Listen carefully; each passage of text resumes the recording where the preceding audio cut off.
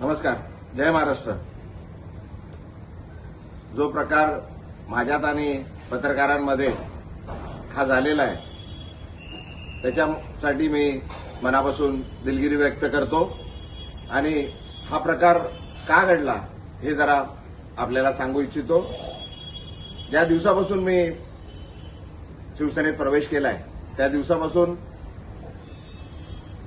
एकदम वाईट शब्दात आणि शिव्यागाळ करून मला जे अपमान करत होते तरी पण मी सर्व अपमान सहन केले.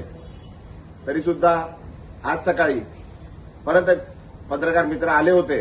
मी त्यांना हात जोडून विनंती केली की बाबा याबद्दल आपण कुठलंही मला विचारू नका. जे मला काय बोलायचं होतं ते मी सर्व बोलून झालेलं आहे. आता कृपा करून काय बोलू नका. मी हात जोडून त्यांना विनंती केली. वारंवार मी सांगत आलेलो आहे का बाबा हे सर्व प्रकार हा माझा आहे.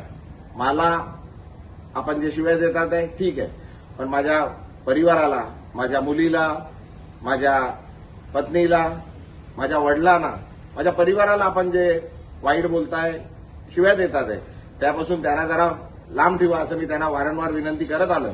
तरी सुद्धा आज सकाळी पण पुन्हा एकदा माझ्या पत्नीबद्दल, माझ्या वडिलांबद्दल वाईट शब्द, वाईट गोष्टी सांगण्यात आल्या, खोट्या गोष्टी सांगण्यात आल्या आणि तरी ते पत्रकार त्याच गोष्टी परत विचारण्याकरता आल्या. माझ्याकडून त्यांना विनंती करण्यात आली पण त्यांनी न थांबता ते चालू राहिलं. त्याच्यात जरा वाद जरा जास्त झाला. माझ्याकडून चुकीने काहीतरी अपशब्द निघाले.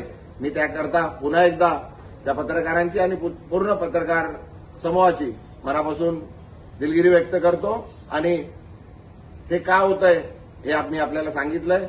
कृपा करून आपण मी जे केलंय, मी जे प्रवेश केलाय त्याच्यासाठी ठीक आहे.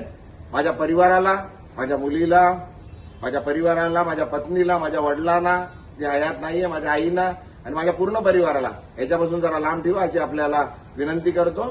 धन्यवाद. जय हिंद. जय महाराष्ट्र.